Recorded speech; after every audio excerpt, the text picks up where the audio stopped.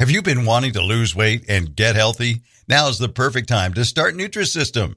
Enjoy your favorite foods made healthier, delivered free to your door. Right now, you can get Uniquely Yours Ultimate, our most complete, foolproof plan, at an amazing price. Order today and save 50%, plus get an extra $40 off. Go to Nutrisystem.com/save and discover what millions of people already know. Nutrisystem works. Limitations apply. See website for full offer details.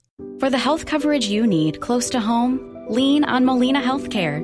Molina has 40 years of experience caring for people across the U.S. with access to quality care for moms, kids, and families. Molina provides preventive services, pediatric care, maternity and newborn care, transportation to medical appointments, a 24-hour nurse advice line, and more, all at no cost. For details and to find out if you qualify, go to leanonmolina.com. Get the care you need. Lean on Molina. Hello, everyone, and welcome to the Jeffrey Epstein Show. I'm your host, Bobbycapucci, and this is Daily Drop number 294. Recently, we've been discussing how the Public Corruptions Unit is in charge of the Ghislaine Maxwell case, just like they were in charge of the Jeffrey Epstein case. Now, usually, a case like this that involves human trafficking and crimes such as these would be handled by the Violent Crimes Unit. But instead, it is the Public Corruptions Unit which is handling the Ghislaine Maxwell case, just like they did previously with the Jeffrey Epstein case. Now, I said when we were talking earlier about this that, in my opinion, the reason for that was in Florida. I think that what occurred in Florida with the prosecutors, with Kersher and Villafana and the rest of them, was, and I'm not even being hyperbolic here, okay?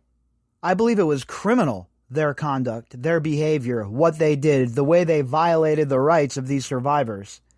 And I think that is why this Public Corruptions Unit is involved.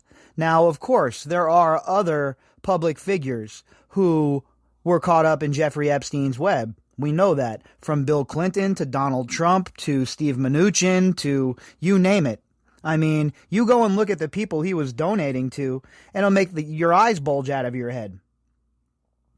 So we know that Jeffrey Epstein and Ghislaine Maxwell both were very intimate with public officials or those who were on the dole of the public. So it could be that as well, or it could be a mixture of both. But I just have a funny feeling that Florida is going to be the epicenter for that. And tonight's article is going all the way back to 2015. It's about when the judge was unsealing documents in the Jeffrey Epstein case and how more came out about the prosecution and how things were going behind the scenes, emails, etc., etc. So we're going to jump into this article from Politico, and we're going to see what sort of context that this can add to the story 5 years later. Now that we're sitting with our Monday morning quarterbacks caps on, we can take a look back now 5 years later and see what sort of context this adds to what we're talking about now. Because it is very obvious that what occurred in Florida is legitimately criminal. And the more articles that we read and the more information that we add to the catalog, the more convinced I become that this Public Corruptions Unit is going to be focusing big time on Villafana, Kersher, and that whole entire office. This article is from the Politico. The headline, Judge unseals more details in Jeffrey Epstein underage sex lawsuit. Authored by Josh Gerstein. And this article was published on 7/7 of 2015. So remember, we're jumping back in the DeLorean, right? We're taking a trip back in time for this article. This isn't something that just came out. This is to add some more context. A federal judge in Florida has released new details about high-powered lawyers for billionaire investment manager, pedophile, child abuser, sex offender, investment manager Jeffrey Epstein, who managed to delay and water down victim notifications that federal prosecutors sent to more than 30 underage girls with whom Epstein allegedly had sex. And again, I've been very clear how I feel about Epstein's team of lawyers from back then. And don't get me wrong, it's not for defending their client. That's their job. It's for the way they went about it, right? It's for the way that they achieved their goals with a helping hand from the prosecution. This was a stacked deck against these survivors from the jump, from the time Jeffrey Epstein abused them to the time they walked into the courtroom in Palm Beach. From the grand jury only hearing evidence from one girl, to the prosecutors using their MySpace profiles and social media profiles against them. All of these people that were involved in the prosecution in Florida in an official capacity must be investigated. Attorneys for Epstein fought for years to keep the substance of the negotiations leading to the unusual plea deal secret from lawyers for the alleged survivors and from the public. However, a federal appeals court ruled last year that the discussions were not legally privileged. And we've seen this a lot in the Jeffrey Epstein case. It takes some time, years in some cases, but a lot of this stuff is starting to come out and come into light. A lot of it is starting to be unsealed. And it looks like it's happening in like 5-year intervals, right? But as we have seen in Judge Preska's courtroom, she plans on getting this stuff released as fast as possible with going through the protocols that she has put in place. But back in 2015, remember, there wasn't all this hubbub around Jeffrey Epstein. People weren't really focused on what was going on. So a lot of this stuff went under the radar. Of course, there were some outlets that were covering it, and it is news, so there was, some coverage of it, but there certainly wasn't a microscope on the situation like there is now. So when we go back and we look at this in hindsight like we're doing tonight, and we get to see what was actually occurring back then and how it relates to the story now, it's pretty interesting to see how the pieces start to fit together. Newly disclosed excerpts of emails and letters exchanged by prosecutors in Epstein's defense and posted here. There's a hyperlink in the article. You can obviously go and check that out and read these emails and see for yourself what was said. Appear to indicate that federal authorities and Epstein's lawyers worked to limit information judges might receive about aspects of the deal, which involved Epstein pleading guilty to a state charge in exchange for a guarantee not to prosecute him in federal court.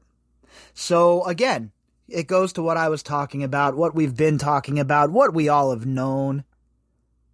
Jeffrey Epstein's lawyers were able to finagle things to such an extent that they kept the information that the judges received to a limited capacity.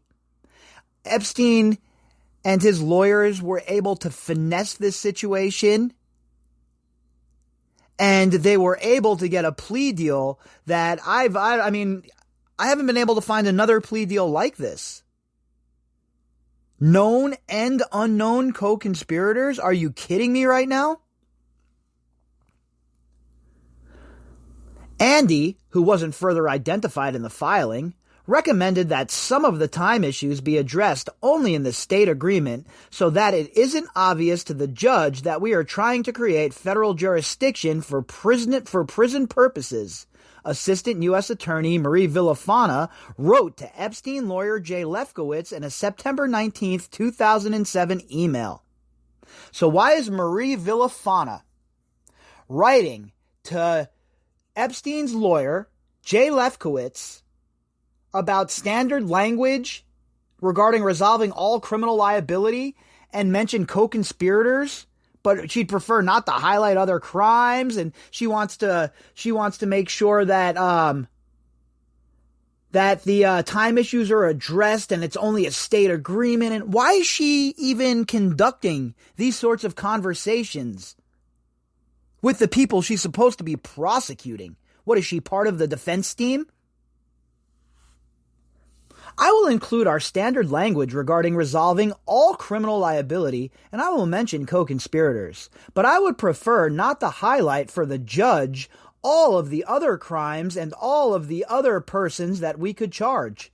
Maybe we could set a time to meet. If you want to meet off campus somewhere, that is fine. I will make sure that I have all of the necessary decision makers present or on call as well. Now, let me ask you folks a question, okay? You think you'd get this treatment? You think that you or your family or your loved ones would have Marie Villafana on the phone with your lawyer talking about let's meet off campus and figure out a way how we could finesse this by the judge without naming other co-conspirators and other people we could have charged? Why didn't you charge them, Marie Villafana? I really hope that this public corruptions unit kicks in Marie Villafana's door while she's sleeping in the middle of the night and arrests her. That's what I hope. Another email a few days later discusses the large number of individuals the FBI considered victims and continuing uncertainty about whether some of the young women were under the age of consent. I wanted to tell you that I have compiled a list of 34 confirmed minors. Villafana, the prosecutor, wrote to Lefkowitz, Epstein's lawyer. So why is she telling him that she has a list of 34 confirmed minors? Why is she showing her hand? Why is she telling the defense about any sort of information they may have? What are they doing behind the scenes? What sort of deal are they working on? And why? There are 6 others whose names we already have, who need to be interviewed by the FBI to confirm whether they were 17 or 18 at the time of their activity with Mr. Epstein. And again, I don't really care if they were 18, all right? If they were coerced into this and they were trafficked in this trafficking ring and passed around to other people and all of this shit occurred, I don't care if they're 18. They're human beings. That shouldn't even matter.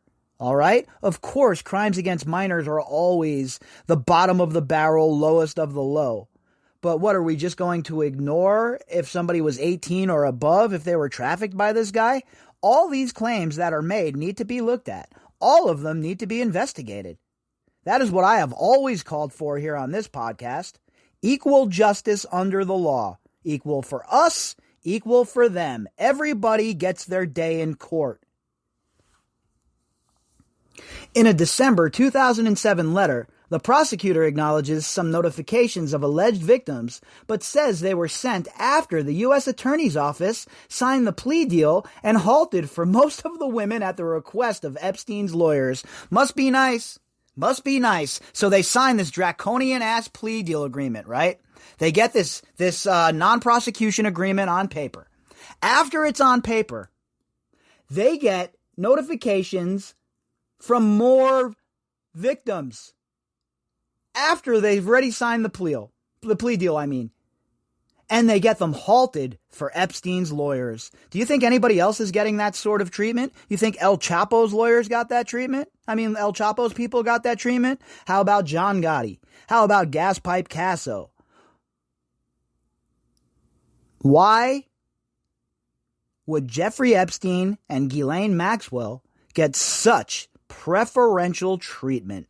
Now, that's a rhetorical question, by the way, folks.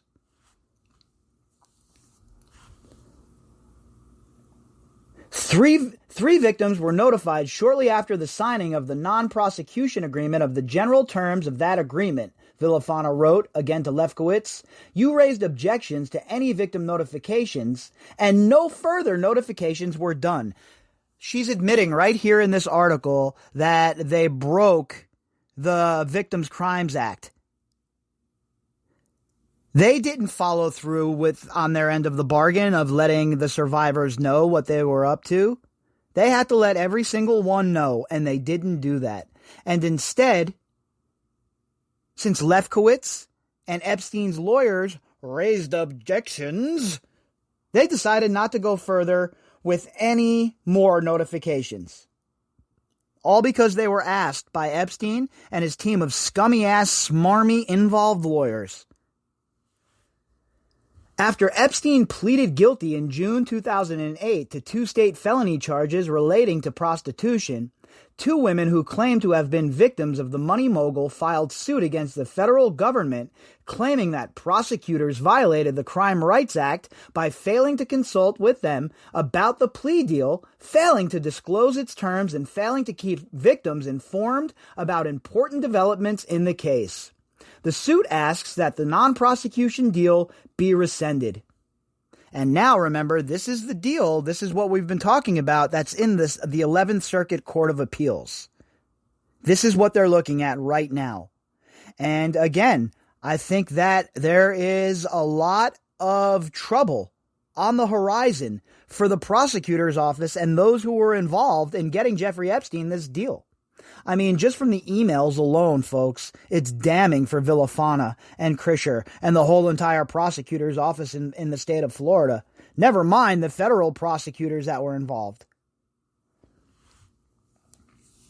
In the court filing unsealed Monday, the alleged survivor's lawyer, Bradley Edwards and Paul Cassell, contend that the correspondence backs up their view that the prosecution and Epstein's defense worked together to frustrate the legal rights the survivors should have been accorded. It's obvious what they were doing, especially now when we look back in hindsight. We've had all this time for things to settle in. We've had all this time for new information to appear. And we've had all this time to put the pieces together.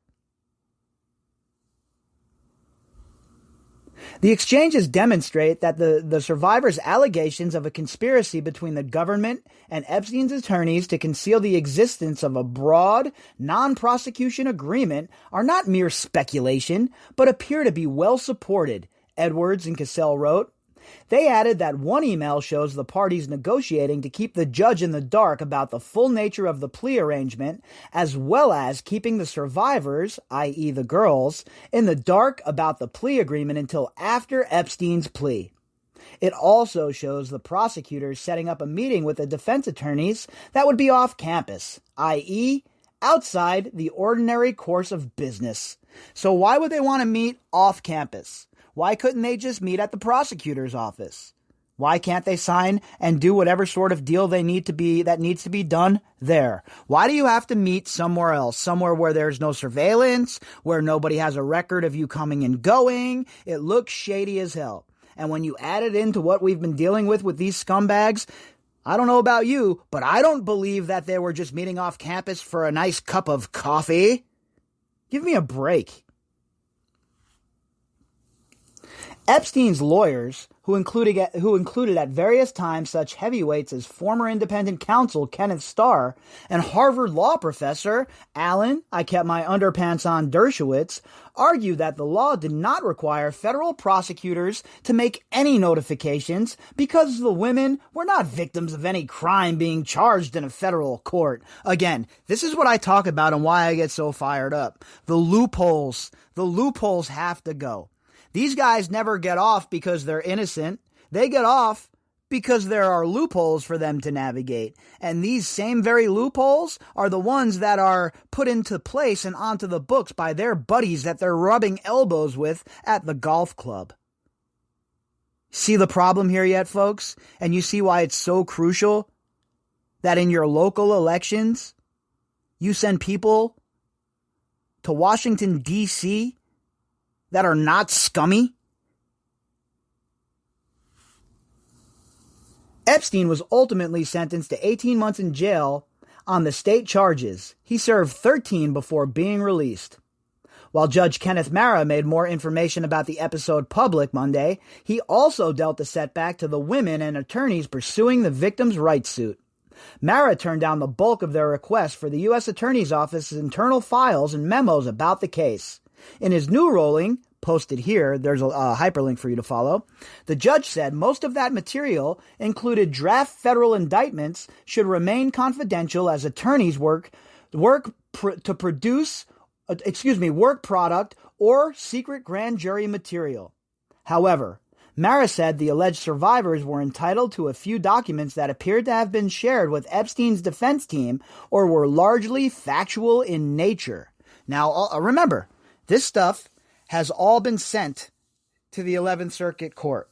So the 11th Circuit will take a look at all of it. They'll figure out, what's going to occur, what's going to be released, if anything's going to be released, if this plea agreement's going to be tossed. So that's definitely a big one. That's one we definitely have to keep our eyes on, and we have to keep digging into that and make sure we don't get backtracked there, because it's very important going forward in this case.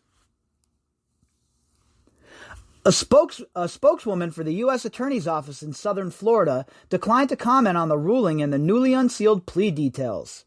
Federal prosecutors have previously said they agreed to the deal to spare survivors the need to testify and to ease their ability to get financial compensation from Epstein. They might wanted to run that by the survivors. Might want to ask the girls if it was okay with them, because according to the law, that's what they had to do. And honestly, it's just the morally correct thing to do.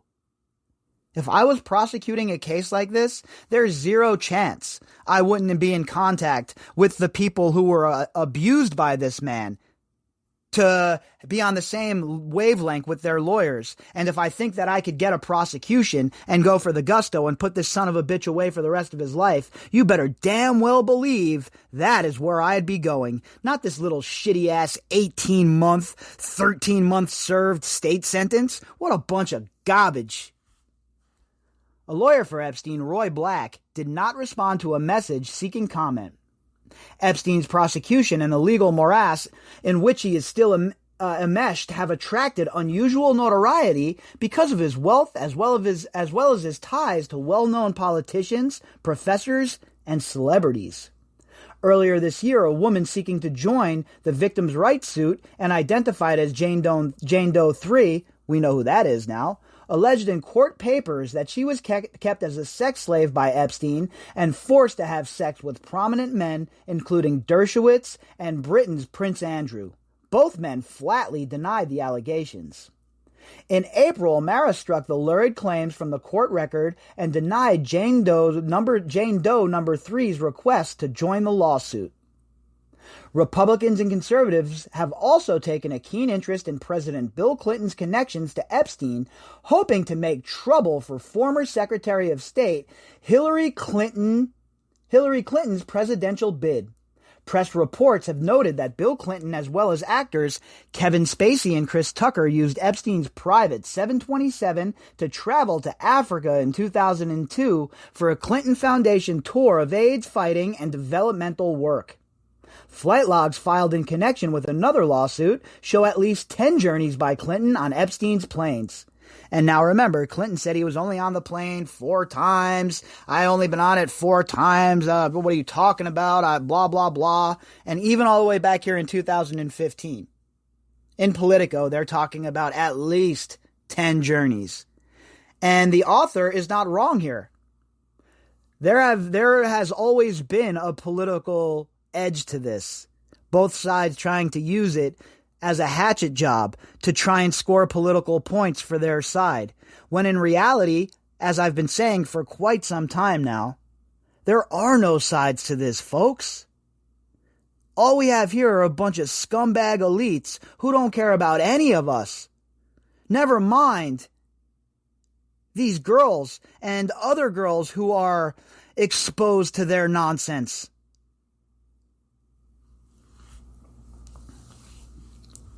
I'd like to know what he was doing with Jeffrey Epstein. How many trips did he take? Where he was going? What did he do when he was with this guy? Republican National Committee Chairman Reince Priebus told Bloomberg in March. When you hang out with a guy who has a reputation like Jeffrey Epstein, multiple times on private jets, on weekends, on trips, on places at least where it's been reported not very good things happen, it would be good to know what our former president was doing. Especially because it appears he's going to be part of a campaign ticket on the other side of the aisle. And while I think Reince Priebus is an absolute moron, a water-carrying neocon, even a broken clock is right 2 times a day, the American people have the right to know what Bill Clinton was doing with Jeffrey Epstein. We have plenty of circumstantial evidence, folks. Plenty of it. Last month, conservative watchdog group Judicial Watch filed a Freedom of Information Act lawsuit demanding all Secret Service records pertaining to the costs of any trips Bill Clinton made to Epstein's private island in the Caribbean. This is what I'm talking about. Do you really think Judicial Watch gives a damn about the survivors, cares about any of those girls, or do they want to use this as a political weapon to bash the Democrats over the head with? It's very apparent and very obvious to anyone who's not eating at the buffet of confirmation bias what's going on here. Spokespeople for Hillary Clinton's campaign, the Clinton Foundation, and Bill Clinton did not respond to requests for comment. A lot smarter than Prince Andrew. Prince Andrew should have taken a page out of Bill Clinton's book when it comes to Jeffrey Epstein. Keep your yap shut. Because all of these guys that were hanging out with him are in serious peril. At least one presidential hopeful who has since jumped in the ring on the Republican side was friendly with Epstein. Donald Trump. I've known Jeff for 15 years. Terrific guy, Trump told New York Magazine back in 2002. He's a lot of fun to be with. It is even said he likes beautiful women as much as I do, and many of them are on the younger side. No doubt about it, Jeffrey enjoys his social life. Yeah, that's not the comment of a creeper. That's not the comment of another degenerate. Look, nobody should be under any delusions that Donald Trump is a moral person. He is not. Okay? Donald Trump is not a moral person. He's not the hero of this story like some on the right are trying to make him out to be. He is another enabler, another person who was close to Jeffrey Epstein, and another person who helped Jeffrey Epstein's reputation and helped him get into that part of society. These are just the facts, folks. I know it's uncomfortable for people who are still carrying water for one side or the other, but we have to get past that shit. Look what it's doing to our nation. Just today, I saw two people that have been friends since childhood, going at it over stupid-ass, dumbass, nonsensical, divisive politics. And I will not be part of that shit. I just won't do it. I'm not doing it.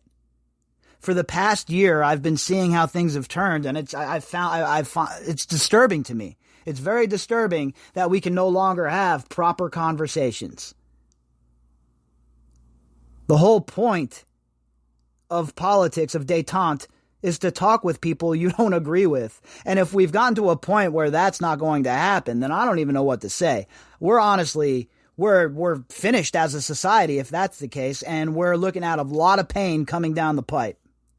I know for my part, I've taken a very clinical approach to this whole entire thing for the past year and been very, very neutral about what has been going on politically as I've been immersed in this Jeffrey Epstein case. But what I will say is the divisiveness has to stop.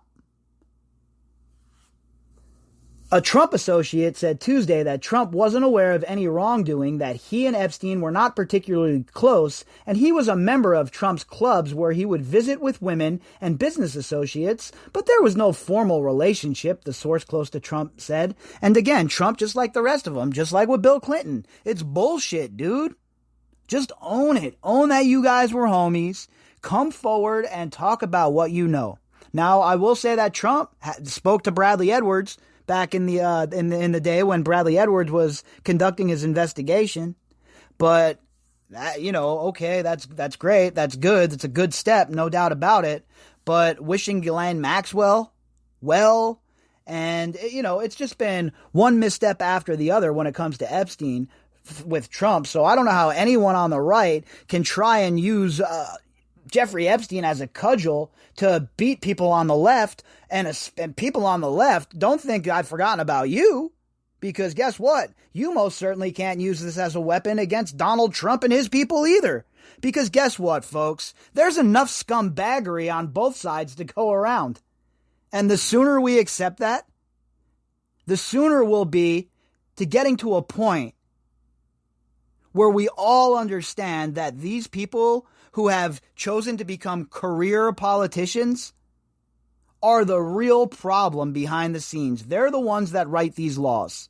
They're the ones that wrote all of these laws with all of these loopholes that Dershowitz and company used to get Jeffrey Epstein off. These are these people that we elect. These are the people that are taking money hand over fist from people just like Jeffrey Epstein. And you don't think that they're getting anything in return? People like Epstein are just ponying up dough to these politicians for their health? Of course not. We know it's symbiotic.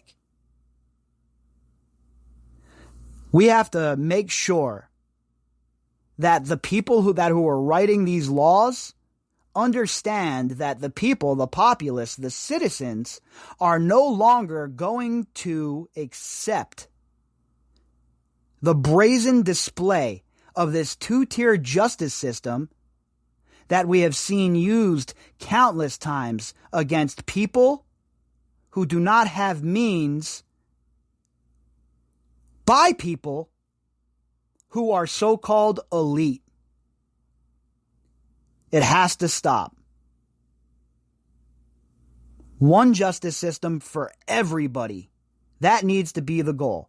And the only way we're ever going to get there is if we have politicians that understand that the people will not accept their bullshit any longer. And that goes for both sides of the aisle. If you'd like to contact me, you can do that at Bobbycapucci at protonmail.com. That's BOBBYCAPUCCI at protonmail.com. You can also find me on Twitter at BOBBY_CAPUCCI. All of the links that go with this episode can be found in the description box. I will be back tomorrow morning. I hope that everybody had a great night. Until tomorrow, folks. For the health coverage you need close to home, lean on Molina Healthcare.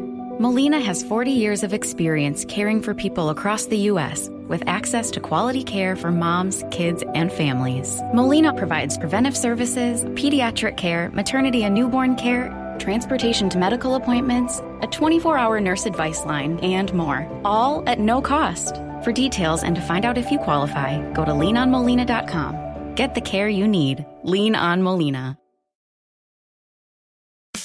Gearing up for the warmer days ahead? If that includes shopping for a reliable new car, SUV, or truck, there's no better time or place than Toyota's We Make It Easy sales event. You'll find great deals like huge cash back offers, low APRs, and low payment leases on many of Toyota's most popular models, including Camry, Corolla, Prius Prime, Highlander, and even Supra. So see your Toyota dealer today. We make it easy. Toyota, let's go places.